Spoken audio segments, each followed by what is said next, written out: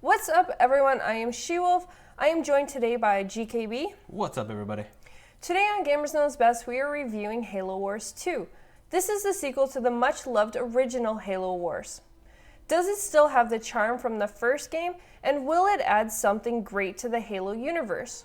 Let's get into the video and find out.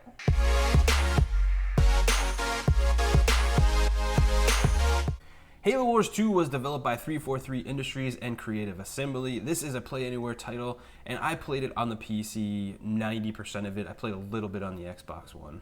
But what we're going to be playing on right now is the Xbox.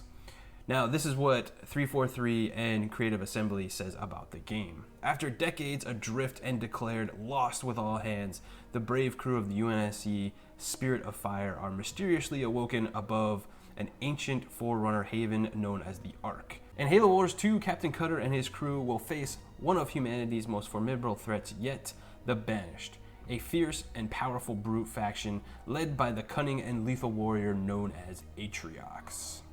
Alright, let's jump right into this review and start with the graphics. One thing I'm going to say is Creative Assembly never disappoints when it comes to the graphics. You playing it, what did you think of their graphics?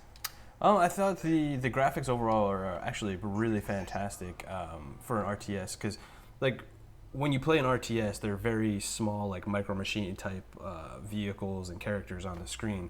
But if you can see here, you know, they add so much detail. Like you can tell that that's a Warhog. It's got some Spartans and stuff in it, and you can see also with all the foliage and the rock and all that kind of stuff. Now you're on a Forerunner planet, so it's very woodsy, and you know it's got like this little tech and stuff all over it. You know, it's very Halo universe like, and it's really cool.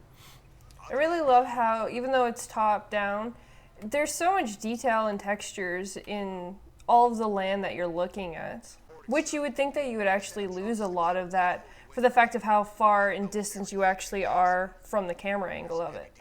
Yeah, I think that's, you know, with the technology today, they're able to just do so much more with RTSs and stuff. You know, RTSs, I think on a whole, has kind of declined over the years. That they're going ahead and, like, you know, bringing it up. But as far as the graphics go, like, I think they're fantastic. Like, they're very detailed environments. The effects are really awesome. You know, they have so much stuff going on screen with all these vehicles, and it's very vehicle heavy and unit heavy, you know, and they got fire, laser beams, rockets, you know, all kinds of stuff just going on and on and on screen. And it runs really well. Another really great thing about this game is the cinematics done by Blur Studios, and it's some of the best I've seen. Like, people know Blur and their cinematics for other games, and they don't disappoint in this game either. So when you're playing through Halowars 2, you know, like I said, it's Forerunner's Ark. So you're gonna see, for a majority of it, you know, it's gonna be a lot of the same, like, you know, woodsy, techy kind of areas. But they do a good job of like splitting it up, where you'll get into like more damaged areas, or there's just been a lot of fighting and stuff going on, and it's all like blown up and stuff. So they do a really good job of switching up the environment a little bit and making it a little refreshing from time to time to play. But again, like if you're looking at the screen right now, you know, you can see fog effects, you know, vehicles flying over, and all these like logs and stuff that you can get into.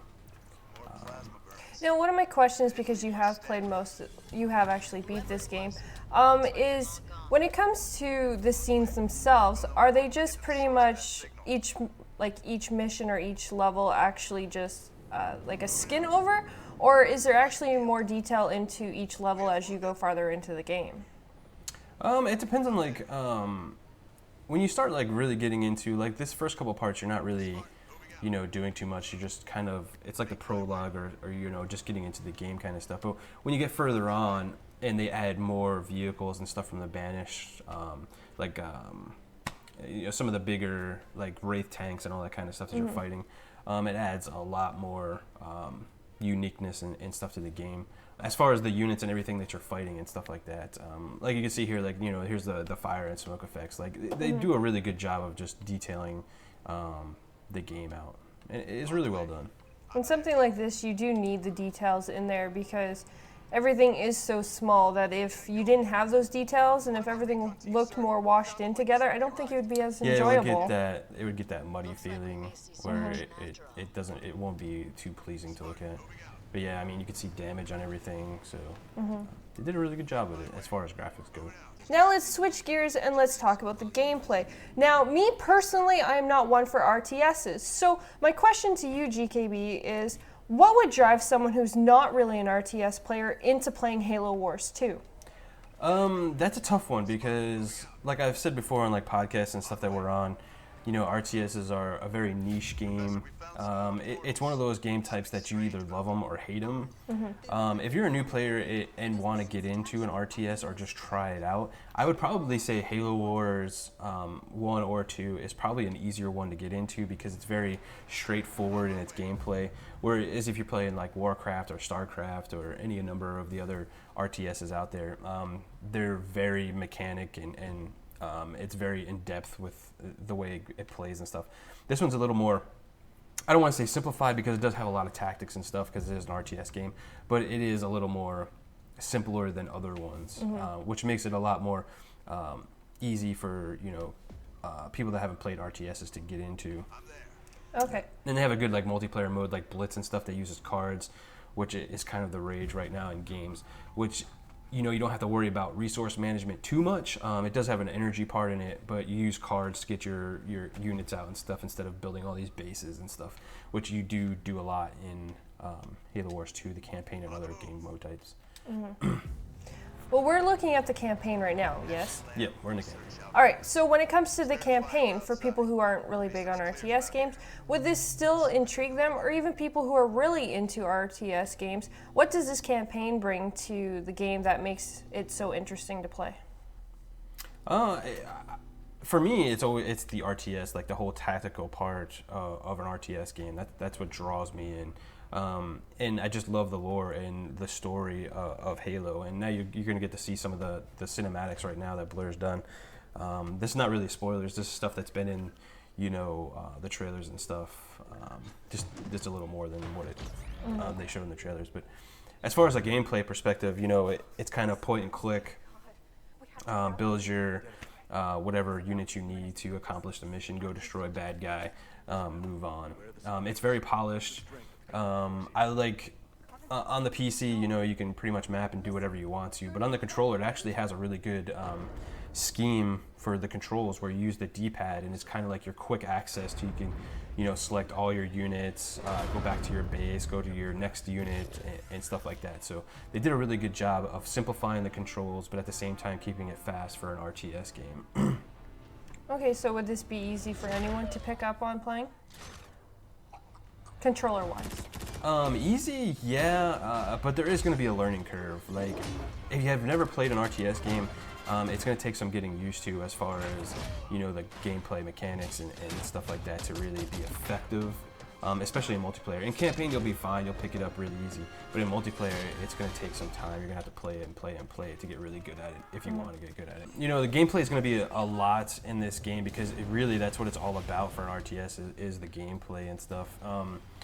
You know, you have like hero abilities and special abilities for all your units, which, you know, you want to keep mindful of when you're playing the game because it's going to add, you know, so much more tactics to the game. Just like any other RTS, you know, as you're playing through, you know, you build your bases, you upgrade your units, which makes them more powerful, which essentially will make, you know, the battles a little bit easier for you because you guys are just going to be so much stronger. So it benefits you as you're playing through the game to go ahead and upgrade. You know, make sure you're using all the weapons and stuff that are available to you to help you out because they will throw tons and tons of units at you to try and destroy you and stop you. The AI of the campaign characters and stuff, they're actually pretty good for what it is. So that's really it as far as the gameplay wise. You know, it's a really good game. It's well polished. They really thought out the control schemes on both the PC and the controller on the Xbox. So yeah, I was pleasantly surprised with it. All right, now we're going to move on to the story. We will keep this as spoiler-free as we possibly can. So once again, what did you think of the story? Overall, I thought the story was absolutely fantastic. You know, we get to follow Captain Cutter and the UNSC Spirit of Fire. You know, after they've woken up from Halowars 1, you know, they found this Forerunner place called the Ark. Captain Cutter's lost his AI because they can only last for 7 years, and then they start going into rampancy. So she took care of herself, and now Captain Cutter and the crew are trying to figure out what's going on. So they go down, they find, you know, Isabella, which is the new AI that kind of takes over for Captain Cutter, and they go through and trying to figure out what's going on with Atriox and the Banished and all that kind of stuff. I don't want to get too far into, you know, what goes on, because it does at the end tie into possibly, you know, the mainline Halo games, which I thought was fantastic. So definitely, if you're into Halo and you're into the universe, this is probably a game you want to pick up before Halo comes out, because you will be very, very, very happy. I was actually really ecstatic as far as like the voice acting goes, the characters, you know, the great cinematics from Blur. It all ties together to make this great, great story, and really hooked you in. And as I was playing the game and you know, playing all the missions and stuff, I was just waiting for the next cinematic to see the next story part. So I was trying to play through it as fast as I can, because I wanted to see all that stuff, because it was just so amazing. But yeah, it was super good. I was super happy. Can't wait for the next Halo game to see what's going on. And of course, as always, for any style of games like this, make sure you watch after the credits, because there is always that possibility of some little nifty little gift that could be there waiting for you. But of course, with it being Halo, Halo never disappoints when it comes to their stories. Alright, so let's get into what you all came to see, and that's the verdict. What did we think of the game? Me personally, I'm just going to throw this out there. I'm not one for really RTS games. However, because of the way that they've added Blitz mode and other things into this game, I am actually going to be trying the campaign. So at this point in time, I do recommend for anyone who isn't really that into RTSs to at least give it a try. Yeah. I absolutely loved Halo Wars 2. I thought it was a fantastic addition, especially because I was a big fan of Halo Wars 1. I loved, you know, the units, the abilities, the gameplay is fantastic. You know, it's very traditional RTS. The story just is the icing on the cake for this game. They did a fantastic job tying it all together with the mainline Halo games and stuff like that. At, you know, $60, or I mean, even getting the Ultimate Edition so you can get the definitive, the Halo Wars 1 Definitive Edition, I definitely would do that. It comes with the Season Pass and all that kind of stuff. Why not? And it will, and, you know, play the first one, then play the second one, and you'll have yourself a blast and a great story. So I can't recommend it enough. It definitely has the Governor's seal of approval. I think this is better than the first one. So it is a little bit on the short side. You could probably finish the game in, you know, about 8 hours or so if you're just playing through the game. It does have multiple playthroughs, so you can play it just like any other game. You can play it on Legendary, you know, hard, and all that kind of stuff. So definitely check it out. I definitely recommend it. So as you heard, this game is recommended by Gamers Knows Best. Well, that's it, everyone. I hope you enjoyed the review of Halo Wars 2. If you did enjoy this video, please make sure you hit that like button. And as always, make sure that you leave comments below if you had the opportunity to play Halo Wars 2, and let us know what you thought about it. So please make sure you like and subscribe. Thanks for watching. I'm GKB. I'll see you in the next one. Y'all have a fantastic day. And take care of your fellow gamers.